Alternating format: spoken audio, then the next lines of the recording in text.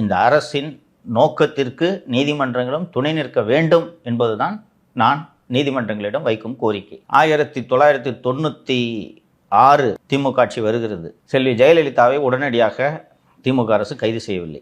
என்னை எந்த வழக்கிலும் கைது செய்யக்கூடாது என்று பொத்தாம் பொதுவாக ஒரு முன்ஜாமீன் மனு போடுகிறார். அப்போது இருந்த நீதிபதிகள் எல்லாம் அப்படி இருந்தார்கள். ஐ திங்க் ஜஸ்டிஸ் சிவப்பா மொத்தமாக டிஸ்மிஸ் பண்றாரு. மறுநாள் காலையில் 7 மணிக்கு ஜெயலலிதா வீட்டில் காவல்துறை நடத்தினார். இன்னைக்கு ஜெயலலிதா முன்ஜாமீன் கேட்டிருந்தாருன்னா அது மறுக்கப்பட்டிருக்குமா என்பது எனக்கு சந்தேகமாகத்தான் இருக்கிறது. ஏனென்றால் வேலுவுக்கெல்லாம் போடுறாங்களே உத்தரவு, நோ பிரெசிபிடேட்டிவ் ஆக்ஷன், அது அடுத்த எக்ஸ்டென்ஷன். அவர் ஜாலியாக போய் தாவேக அமைச்சர்களை பாராட்டி கொண்டிருப்பார் சட்டப்பேரவைக்குள்ள. செந்தில் பாலாஜி, வேவாவேலு அவர்கள் பேர் வச்சிருந்தாங்கன்னா போனோம்னா உங்களுக்கு முன்ஜாமீன் கிடைக்கும். வழக்கு விசாரிச்சுருந்தாங்கன்னா அதுக்கு தடை ஆணை கிடைக்கும். அதுதாங்க சார். இப்போ திரு விஜய் அவர்கள் முதலமைச்சராக இருக்காரு. அவரும் என்னென்ன நடந்துட்டு இருக்குன்றதை எல்லாத்தையும் உள்வாங்கிக்கிட்டு இருப்பாருன்னு நினைக்கிறேன். ஏன்னா நீங்க இப்போ சொன்னீங்க எல்லாம் பேசிதான் செய்றீங்க அப்படின்ற மாதிரி சொன்னீங்க. இப்போ உதயநிதியை கைது பண்ணுங்கன்னு சொல்லிட்டாரு. அதுல என்ன மாதிரியான சொதப்பல்கள்லாம் அதிகாரிகள் பண்றாங்க?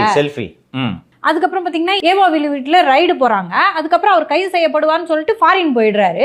ஸோ இது எல்லாமே ஒரு முதலமைச்சரா இருந்து முதல் முறையா உள்வாங்கிக்கிட்டு இருக்காரு.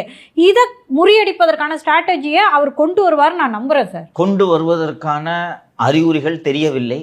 கொண்டு வருவார் என்று நானும் நம்புகிறேன். அப்போ சிஎம் எல்லாத்தையும் கன்சாலிடேட் பண்ணி யோசிச்சு பார்க்கும்போது அவர் புரிந்து கொள்ள வேண்டிய ஒன்று, இப்போது இருக்கக்கூடிய டீம் சரியில்லை.